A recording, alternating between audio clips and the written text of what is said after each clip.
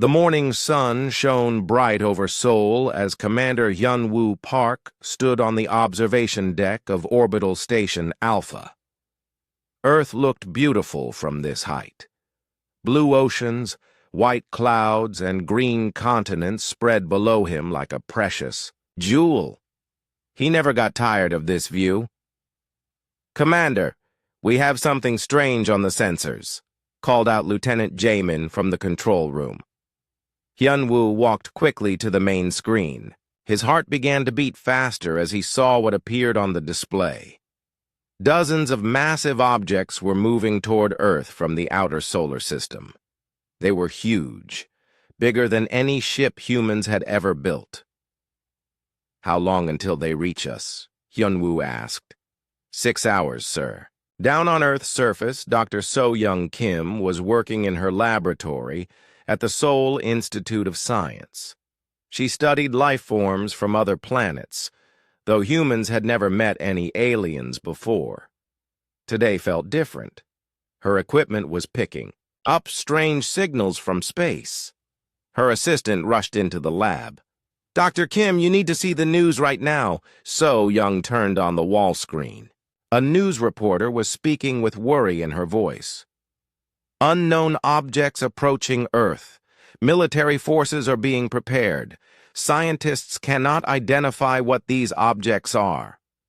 So-Young's hands shook as she looked at the data on her computer. The signals she was receiving were not random.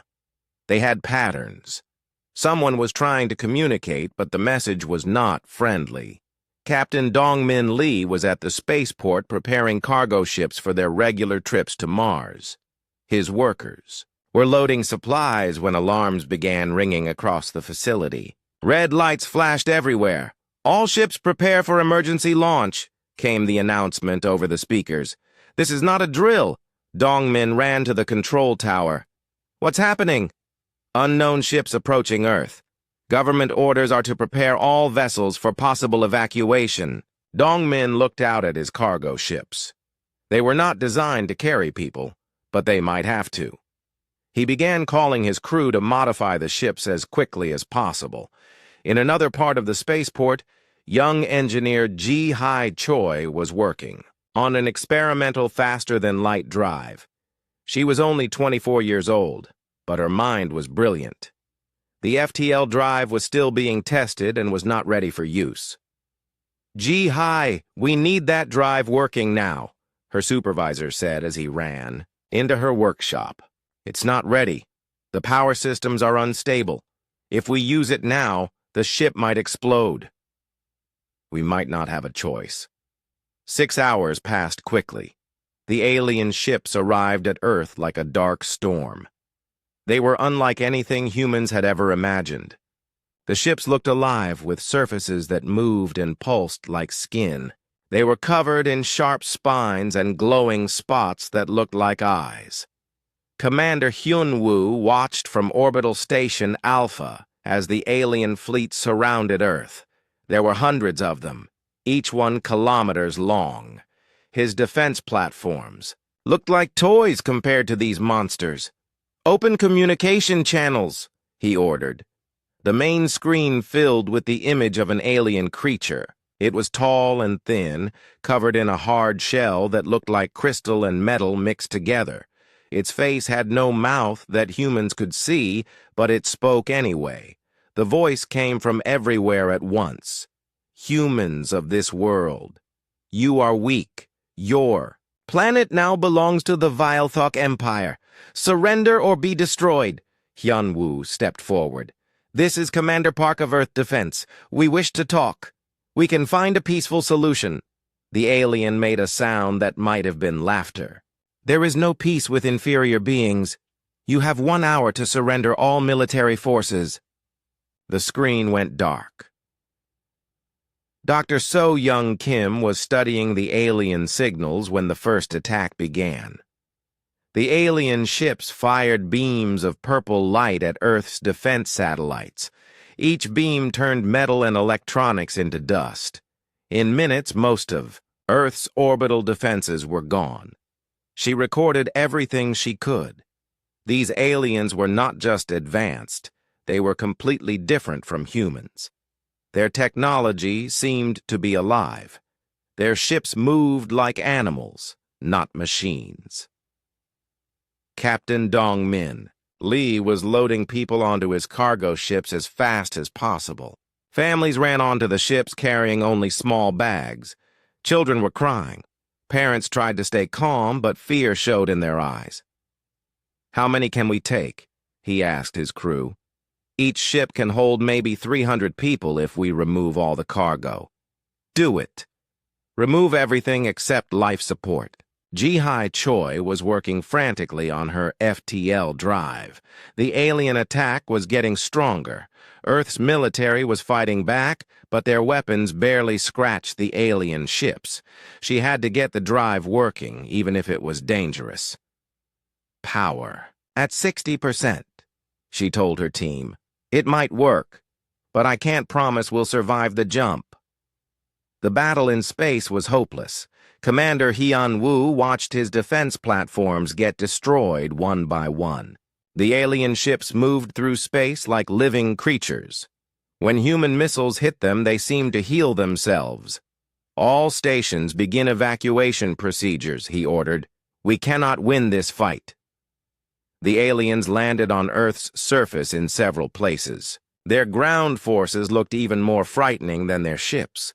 They were tall creatures with 4 arms and legs that bent in ways that hurt to look at. They carried weapons that shot beams of light that turned everything they touched into gray dust. Cities began to fall: Tokyo, New York, London, Moscow. The aliens did not try to capture these places. They simply destroyed everything. It became clear that they did not want to rule humans. They wanted to eliminate them completely. Dr. So Young Kim escaped from Seoul just as alien forces reached the city. She carried her research data with her, everything she had learned about the aliens. This information might be important later. "They don't want prisoners," she told the other refugees. "They think we're just animals to be removed." Captain Dongmin Lee managed to get 12 cargo ships into space before the spaceport was destroyed. Each ship carried 300 people. It was not many compared to Earth's billions, but it was something. HFY Choi's experimental drive was loaded onto one of the escape ships. It was still not safe to use, but they had no choice. The alien ships were chasing the human vessels. Commander Hyun-woo was on the last ship to leave Earth's orbit.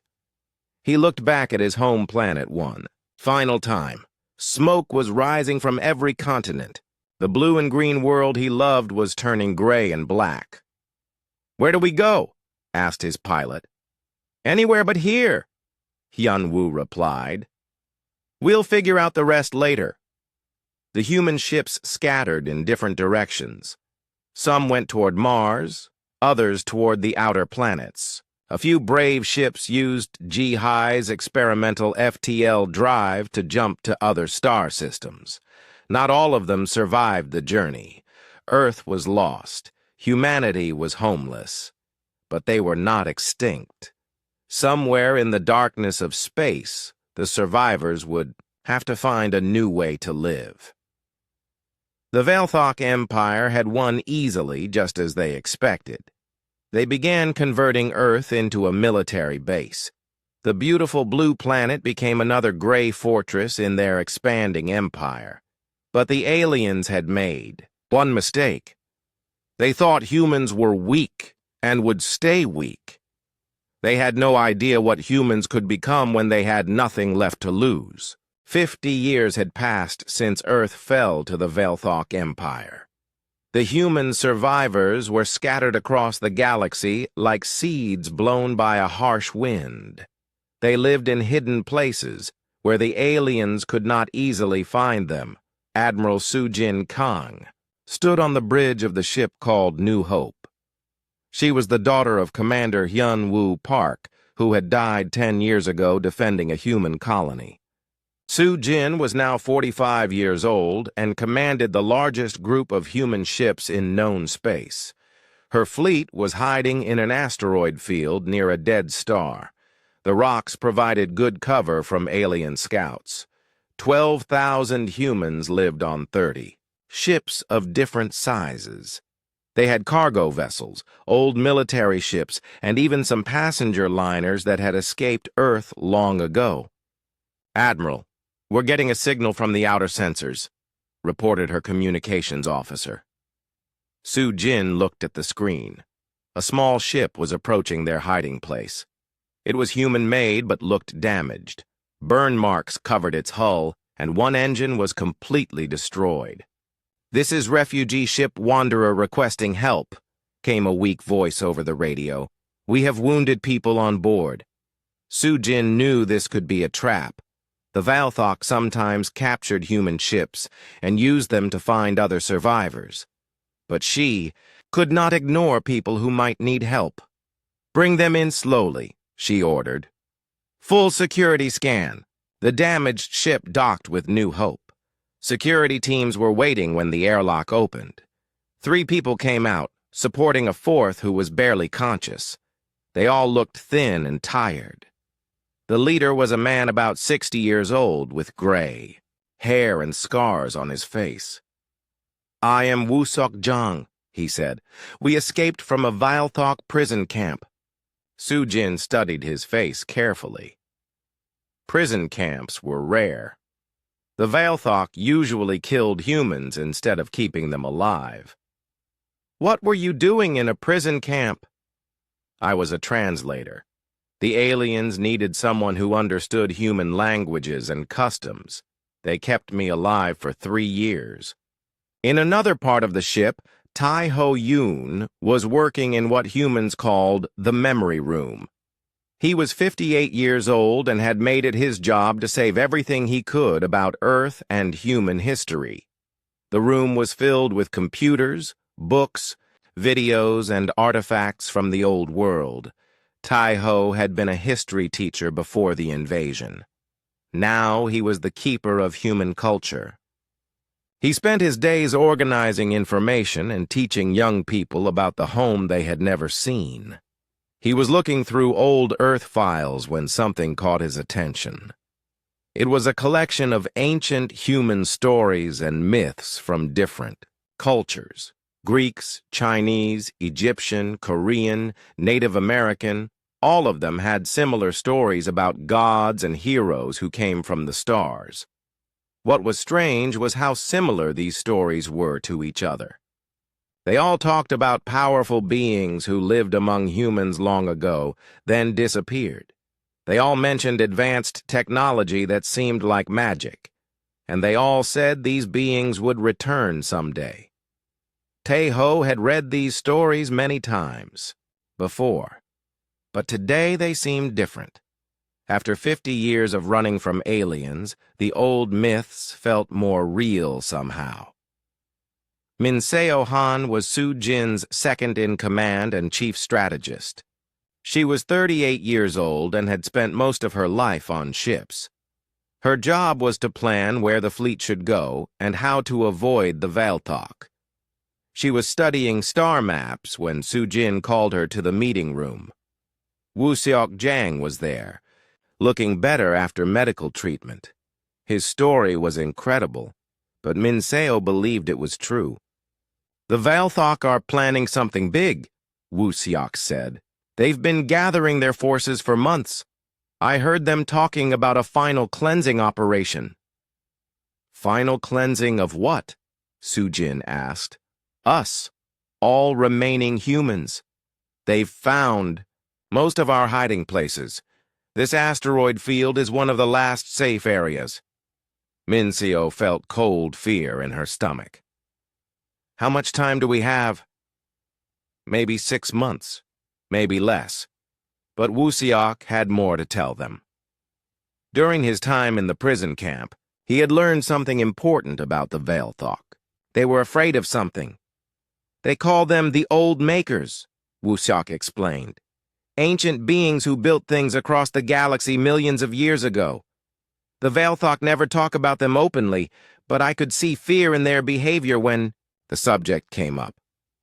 Why would they be afraid of beings from millions of years ago? Minseo asked. Because some Valthok think the old makers might still exist somewhere, hidden, waiting. Sujin brought this information to Taiho in the memory room. The old historian became very excited when he heard about the old makers. Look at this, Taiho said, showing them files on his computer. I've been studying human myths and legends. Every culture on Earth has stories about star gods or sky people, beings who came from space and taught humans important things. He pulled up images of ancient art and carvings. These symbols appear in human cultures all over Earth, even in groups that never had contact with each other. How is that possible? Sujin looked at the strange symbols. They were beautiful, but unlike any human writing she knew. What do you think it means?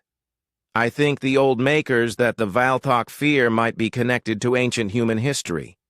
Maybe they visited Earth long ago. Minseo was studying the symbols too. Something about them felt familiar, though she had never seen them before.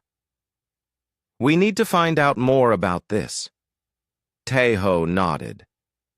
I've been looking through the old Earth databases. There are records of archaeological sites that were never fully explored, places where these symbols were found. If we could visit some of those locations, those places are probably under Valthok control now, Sujin said. Not all of them. Some of the sites were on planets that humans explored before the invasion, planets the Valthok might not know about yet. Over the next few weeks, Taiho worked day and night searching through old exploration records. He found references to several worlds where human archaeologists had discovered strange ruins, places with symbols that matched the ancient Earth, carvings. The closest site was on a planet called Kepler 442b, about 40 light-years away. Human scientists had visited it briefly 30 years before the invasion. They had found underground structures, but had not had time to explore them fully. It's dangerous, Minseo warned. If the Valthok find us there, we'll have nowhere to run. Sujin looked at the data Taiho had collected. The evidence was compelling, but it was also their only hope. We can't keep running forever. If there's even a small chance that this information can help us, we have to try. She called a meeting of all the ship captains in her fleet. The decision had to be made together. When she explained what they had learned, some captains thought it was too risky. Others believed they had no choice. The Valthok will find us eventually anyway, said Captain Byung-ho Kim. At least this way we might learn something useful before we die. The vote was close, but in the end, the fleet decided to make the journey to Kepler 442b. They would take their best explorer ship and a small crew. If they found nothing, they could return quickly. If they found something important, it might change everything. As the fleet prepared for the dangerous journey, Taiho spent his time studying every piece of information about the old makers and ancient human history. He had a feeling that they were about to discover something that would change what it meant to be human. Wu Seok-jang volunteered to come with them. His knowledge of the Valthok might be useful. Plus, he said he was tired of running and hiding. It was time to find some answers. The small exploration fleet left the asteroid field on a cold morning. Behind them, the main human fleet remained hidden, waiting for news. Ahead of them lay a dead world that might hold the key to humanity's survival. None of them knew that their journey would awaken something that had been sleeping for millions of years. Something that would remember what humans used to be, and what they could become again. The planet Kepler 442b looked dead from space. Its surface was gray and cold, with no signs of life anywhere. Admiral Sujin Kong stood on the bridge of her exploration ship as they entered orbit around the lifeless world. Sensors show the underground. Structures are still there, reported the science officer. They're about 2 kilometers below the surface, just like the old records said. Sujin looked at her small team. Besides herself, there was Tai Ho Yoon with his historical knowledge, Woo-Seok Jung, who understood alien thinking, and 3 specialists she had brought for this mission. Dr. Yoon-ji Lim was their archaeologist. She was 32 years old and had studied ancient human civilizations before the invasion. Now she would be the first person to explore ruins that might be millions of years old. Gyu-ri Park was their psychologist and communications expert. She was 29 and had always been sensitive to things others could not feel. Sometimes, she knew what people were thinking before they spoke. Her friends said she had a gift. Seok-jin Oh was their military engineer. He was 35 and could fix or build almost anything. But as they approached the planet, he began having strange feelings. It was like remembering a dream he had never actually dreamed. The landing was easy. The planet's atmosphere was thin, but breathable with oxygen masks. They set up their equipment near the entrance to the underground complex that human explorers had found decades ago. The original team only went down about 100 meters, Dr. Yoon-ji Lim said as she checked her equipment. They reported finding carved walls and strange architecture, but then they had to leave because of equipment problems. The entrance was a smooth tunnel that went straight down into the rock. The walls were covered with the same symbols that Taeho had found in ancient Earth records. But here, the symbols seemed to glow faintly in the darkness. These markings are not paint or carving, Yoonji observed as they descended. They seem to be part of the rock itself, like they grew from inside the stone. As they went deeper, Seok-jin Oh began feeling stranger. The tunnels felt familiar, like he had walked through them before. When they reached the first chamber, he stopped and stared. "I know this place," he whispered. The chamber was enormous, with a ceiling so high their lights could not reach it. The walls were covered with flowing patterns that looked like writing, but also like art, and somehow also like mathematical equations. Gyu-ri Park felt something too. Voices in her mind, but not voices she could understand. They seemed to be calling to her from very far away, or perhaps from very long ago. "There's something here," she said softly. "Something that wants to communicate." They explored chamber after chamber. The architecture was impossible. Walls curved in ways that hurt to look at. Corridors seemed to be longer on the inside than the outside. Stairs led up and down at the same time. "This place was not built by any species we know," Taeho said as he recorded everything. "The mathematics involved in creating these structures is beyond our current understanding." In the deepest chamber, they found something that made them all stop and stare. In the center of the room was a crystal formation about 3 meters tall. It was perfectly clear, but light seemed to move inside it like liquid. "I've never seen anything like this," Yoonji said. "It's not natural crystal formation. Someone made this." Seok-jin walked toward the crystal without thinking. His mind was filled with images and feelings that were not his own. He could see this place as it used to be, filled with beings of light and energy. He could hear their voices singing in harmonies that made reality itself vibrate. "Don't touch it," Woo-Seok warned. "We don't know what it does." But Seok-jin was already reaching out. When his fingers touched the crystal surface, everything changed. Light exploded through his mind. Not painful light, but warm and welcoming, like coming home after a long journey. Information poured into his consciousness, but not in words or images. It was pure knowledge, downloaded directly into his brain. He saw the history of the galaxy as it really was. Millions of years ago, the first intelligent species had evolved. They called themselves the architects, and they were responsible for seeding life throughout the galaxy. The architects had explored every star system, every planet.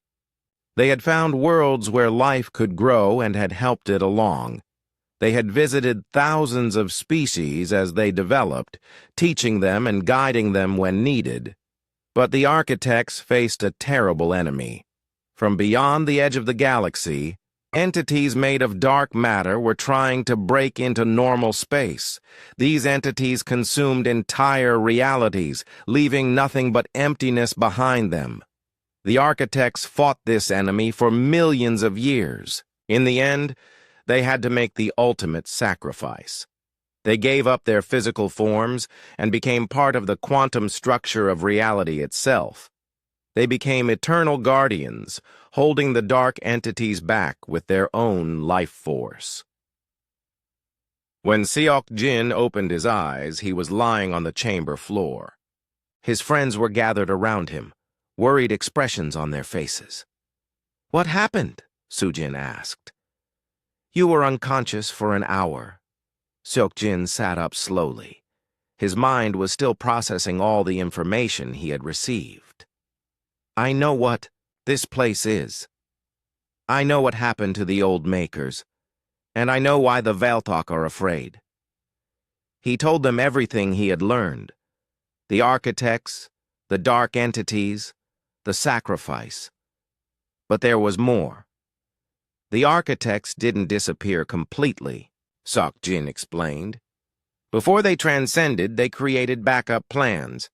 They seeded certain species with their own genetic memories, so that if the dark entities ever broke through, there would be someone who could take their place. Taeho's eyes grew wide. "You're saying that humans..." "We're their children. Not biologically, but genetically programmed with their memories and abilities. The reason human myths and legends are so similar across different cultures is because they're not myths.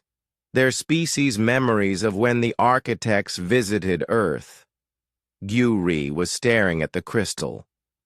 "I can feel them," she said softly. "The architects. They're still here in a way, waiting." Yunji was taking readings with her equipment. "The crystal is responding to human presence. It's been dormant for millions of years, but our being here has activated something." More crystals around the chamber began to glow. The symbols on the walls were getting brighter. Throughout the underground complex, ancient systems were awakening after an impossibly long sleep. "The seals are weakening," Seok Jin said. "The knowledge, coming to him from somewhere deep in his genetic memory. The dark entities are trying to break through again. The architects have been holding them back all this time, but they're getting tired." Sujin felt the weight of this revelation. What does this mean for humanity? It means we have a choice to make. We can awaken our full potential and take our place as the new architects, or we can remain as we are and hope the old guardians can hold the line forever. Wu Siak was thinking about what he had learned during his captivity. This explains why the Valthok are so afraid of the old makers. They can sense that something is stirring. They know their time as the dominant force in the galaxy might be ending. As if summoned by their conversation, alarms began ringing from their ship above. The communication system crackled to life with urgent voices. "Admiral, we have Valthok ships approaching the system. 3 large vessels, heading directly for the planet." Sujin felt her heart sink. They had been found. But as she looked around the ancient chamber, now glowing with awakened energy, she realized that maybe this was meant to happen. "We need to get back to the ship," she ordered. But Seok Jin shook his head. Running won't solve anything anymore. The awakening has begun. We need to tell the rest of humanity what we've learned. Gyuri was still connected to the crystal somehow. Her eyes were closed, and she was speaking in a voice that didn't quite sound like her own. "The time of hiding is over," she said. "The children of the architects must choose their destiny. The galaxy depends on what happens next." As they prepared to leave the ancient chamber, each of them could feel something changing inside themselves. The dormant genetic memories were stirring. They were no longer just human refugees running from alien conquerors. They were the inheritors of cosmic responsibility, and their real journey was just beginning. The Velthok ships arrived at Kepler 442b like dark clouds bringing a storm. Admiral Sujin Kang and her team barely made it back to their ship before the alien vessels entered orbit. But something had changed during their time in the underground. Chambers. Siak Jin. O was no longer the same person who had entered the ruins. The genetic memories flowing through his mind showed him how to operate technology in ways he had never learned. When he touched the ship's computer, it responded to his thoughts instead of his fingers. "The engines are running at twice normal efficiency," reported the pilot with amazement. "I don't understand how, but all our systems are working better than they ever have." Sujin could feel changes in herself, too. Her mind was sharper, and she could sense things happening around her ship without looking at the sensors. She knew exactly where the 3 Velthok vessels were positioned, even though they were trying to hide behind the planet's moon. Gyuri Park was still connected to something larger than herself. Her consciousness seemed to stretch across space, touching the minds of humans throughout the galaxy. She could feel their fear, their hope, and their growing awareness that something important was happening. "I can reach them," she said softly. "All of our people scattered across the stars. The awakening is spreading." Dr. Yoonji Lim was studying the readings from her equipment. The crystal in the underground chamber was sending out energy pulses that traveled faster than light. These pulses were reaching every human settlement in known space. "It's like a signal," she explained, "activating dormant genetic programming in every human who receives it." Taeho Yoon was experiencing something wonderful and terrifying at the same time. The historical knowledge he had spent 50 years collecting was connecting with ancient memories that went back millions of years. He could see the entire history of galactic civilization as if he had lived through it himself. "We need to get back to the main fleet," Sujin decided. "They need to know what we've learned." But escaping from the Velthok ships would not be easy. The aliens had positioned themselves to block every route away from the planet. Their weapons were charged and ready to fire. "This is War Commander Velthak of the Velthok Empire," came a harsh voice over the radio. "Human vessel, you will surrender immediately. Resistance will result in destruction." Sujin looked at her small crew. They were outnumbered and outgunned, just like humans had been for 50 years. But now, something was different.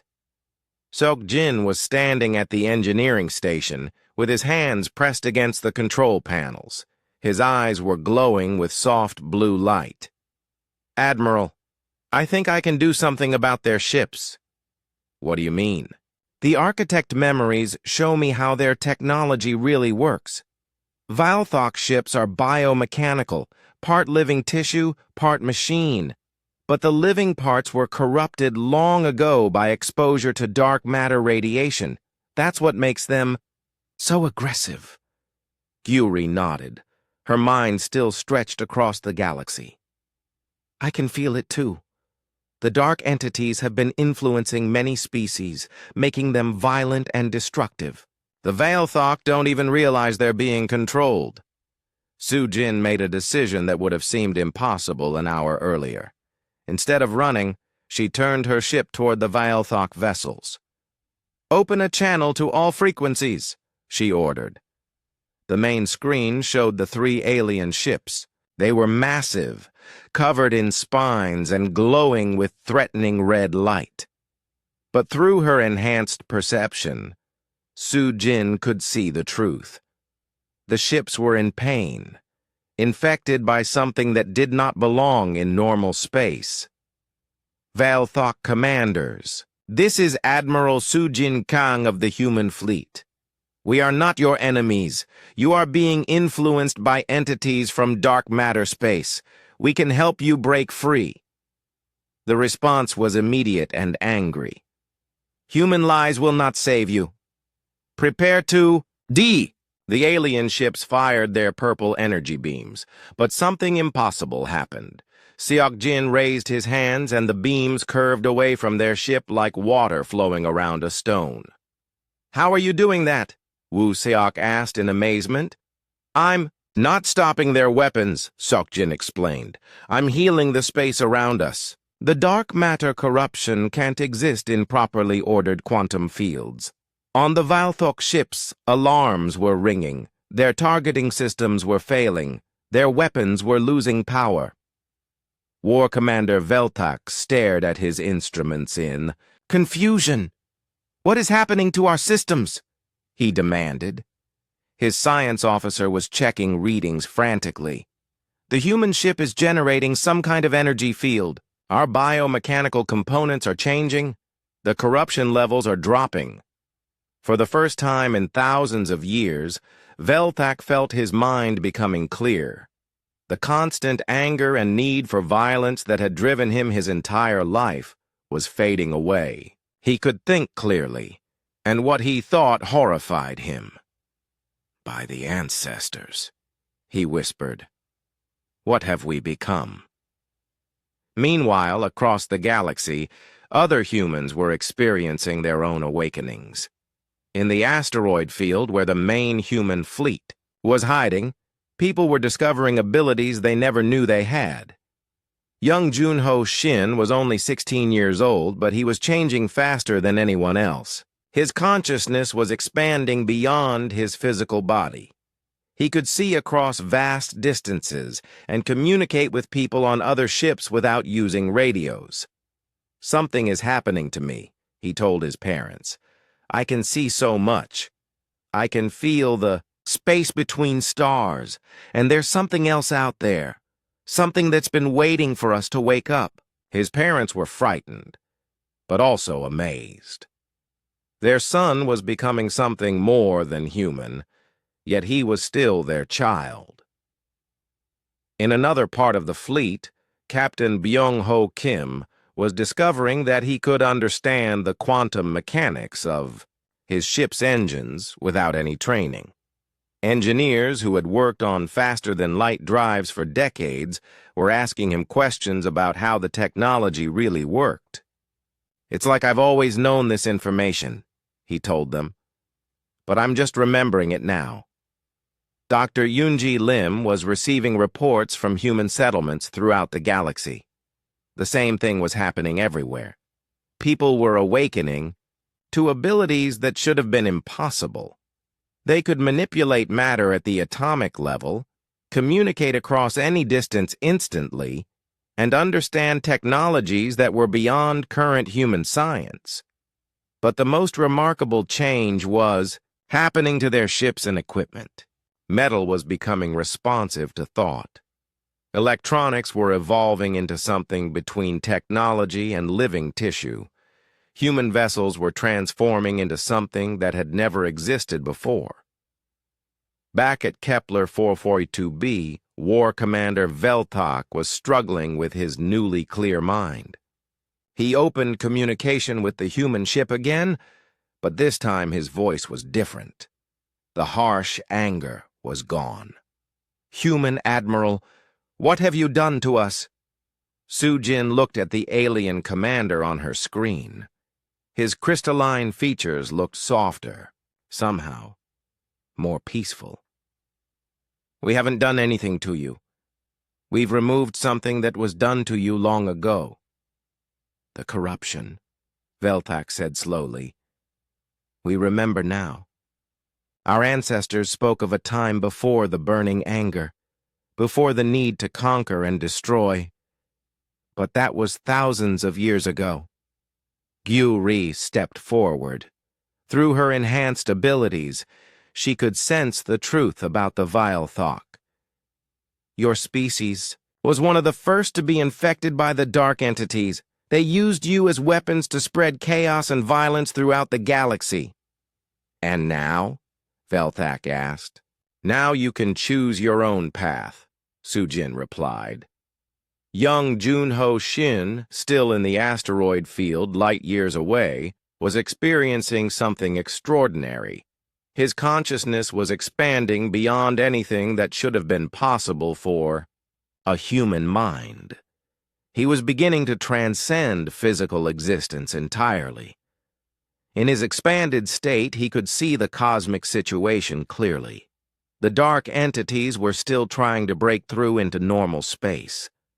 The original architects were weakening, after millions of years of holding them back. And humanity was running out of time to make their choice. I understand now, he said to his parents, though his voice seemed to come from everywhere at once. We have to decide soon. Either we accept our role as the new architects, or the galaxy will fall to darkness. His physical form was becoming translucent, as if he was fading between dimensions, but he was not disappearing. He was becoming something greater. Don't be afraid, he told everyone who could hear him across the vast distances of space. This is what we were meant to become. But first, we have work to do. Sujin received Junho's message on her ship near the ancient planet. She understood that the time for hiding and running was over. Humanity had to make their choice, and they had to make it soon. The Valthok ships were no longer hostile. Their crews were struggling to understand what they had done during thousands of years of corruption. Some were horrified by their actions. Others were grateful to finally be free. We will help you, Velthak said finally. If you can truly save the galaxy from the dark entities, the Valthok will stand with humanity. Sujin nodded. Then it's time to go home. It's time to take back Earth. Admiral Sujin Kang stood on the bridge of her transformed ship as Earth came into view for the first time in 75 years. The planet looked wrong. Where blue oceans and green continents once sparkled, now everything was gray and metallic. The Valthok had turned humanity's home into a massive military fortress. The human fleet had grown during the journey back to Earth. Ships from across the galaxy had joined them as the awakening spread. But these were no longer ordinary vessels. They had evolved into something between technology and living organisms, responding to their crew's thoughts and powered by quantum energy. Supreme Overlord Kethvar commanded the Valthok Defense Forces. From his flagship above Earth, he was ancient even by alien standards, and he had ruled the Empire for 3,000 years. When his sensors detected the approaching human fleet, he felt something he had not experienced in millennia. Fear. How many ships? He asked his war prime Zelnoth. 300 human vessels, Supreme Overlord, but our readings make no sense. Each ship shows power levels that should be impossible.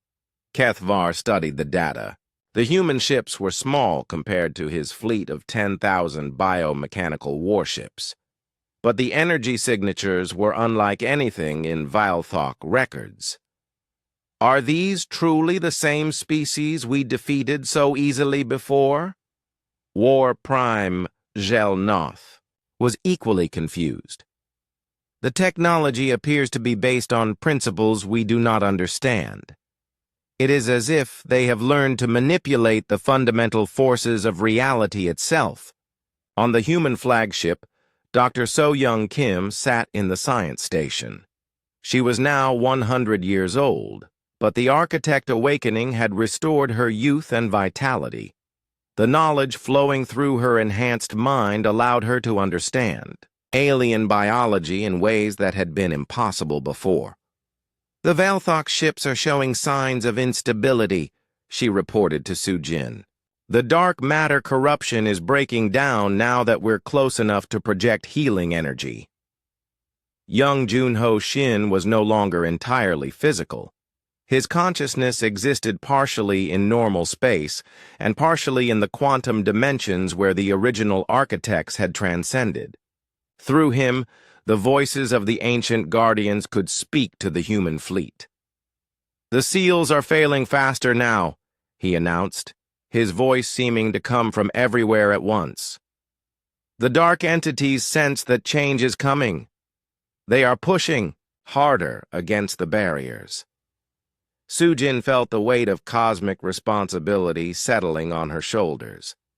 In a few hours, humanity would have to make their final choice. They could transcend and become the new architects, saving the galaxy but giving up their physical existence. Or they could remain human and hope that somehow they could find another way. Supreme Overlord Kethvar decided to attack before the humans could get any closer to Earth. "All ships open fire. Destroy them completely." 10,000 Valthok vessels launched their purple energy beams at the human fleet. The space between Earth and the moon filled with deadly light. But something extraordinary happened. Instead of defending themselves, the humans began to sing. It started with one voice, then spread across all 300 ships. The song had no words, but it resonated on frequencies that touched the quantum structure of space itself.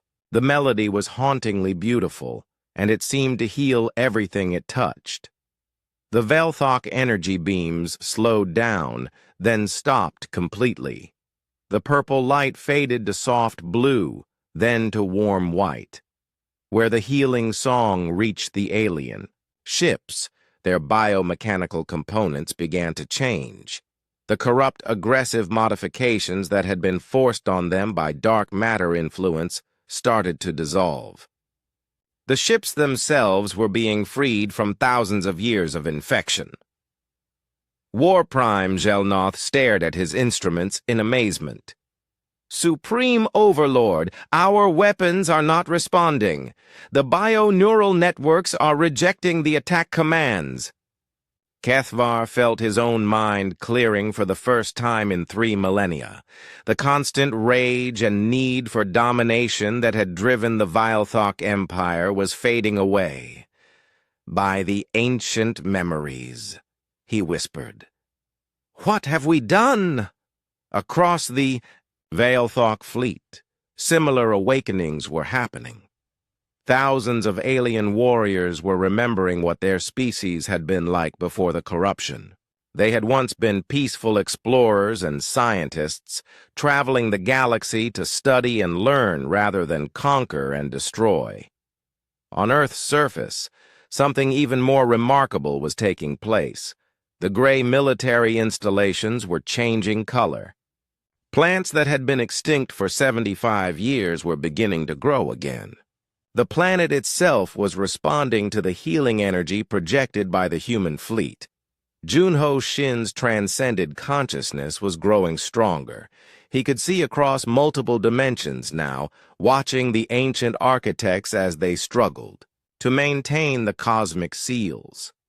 They were tired beyond measure, but they had held their posts for millions of years, waiting for this moment.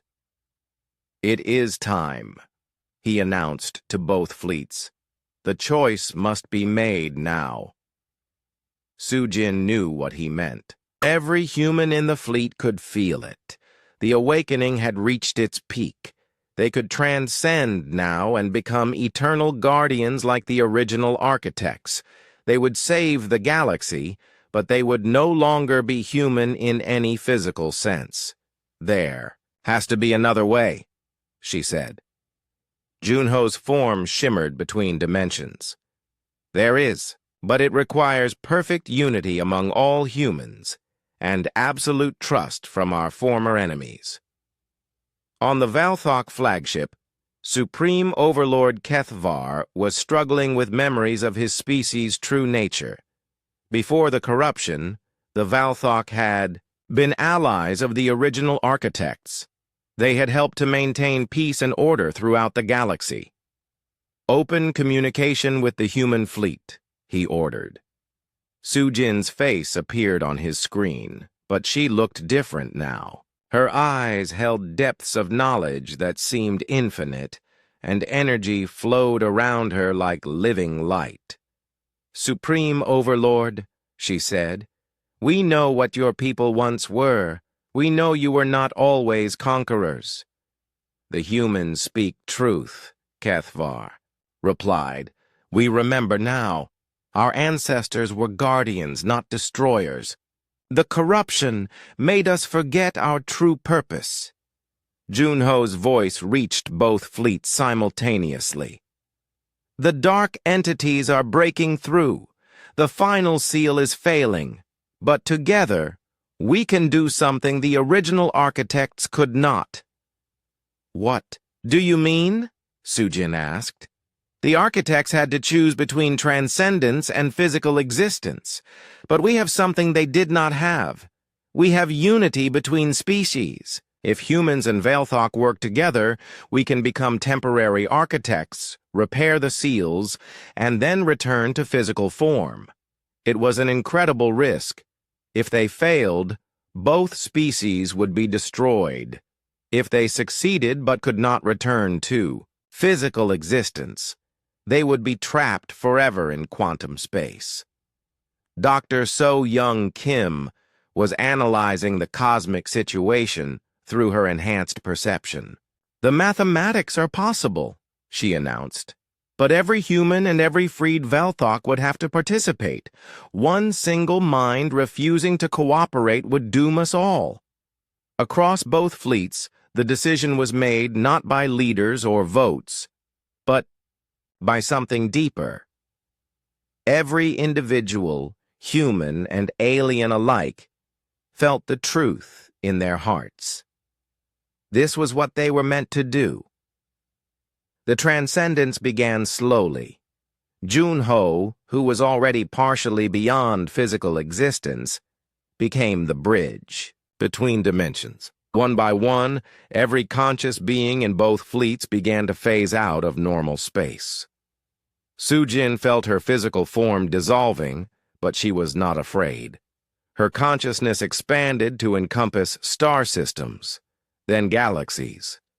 She could see the cosmic seals that protected reality from the dark entities, and she could see how to repair them. Working together across species barriers, the transcended minds began their work.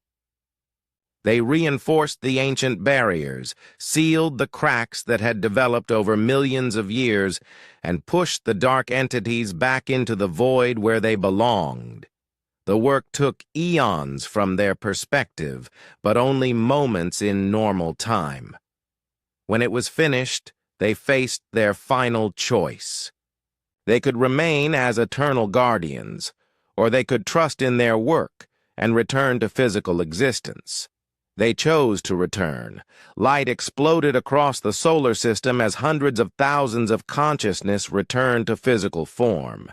But they were changed. The humans were still human, but enhanced. The Valthok were still Valthok, but freed from corruption. Earth below them was transforming too.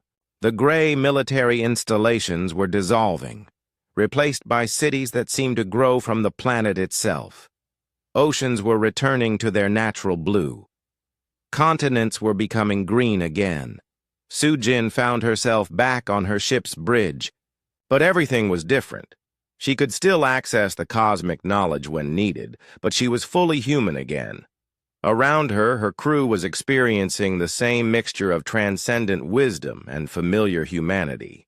Dr. So-Young Kim, despite being over 100 years old, looked like a woman of 30.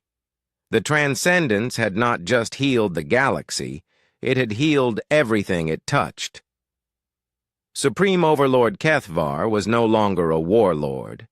The title felt wrong to him now. He would need a new name, and his people would need to find a new purpose, but they would do it alongside humanity, as partners rather than conquerors. Young Junho Shin materialized on the bridge, fully physical once again, but carrying wisdom that spanned cosmic ages.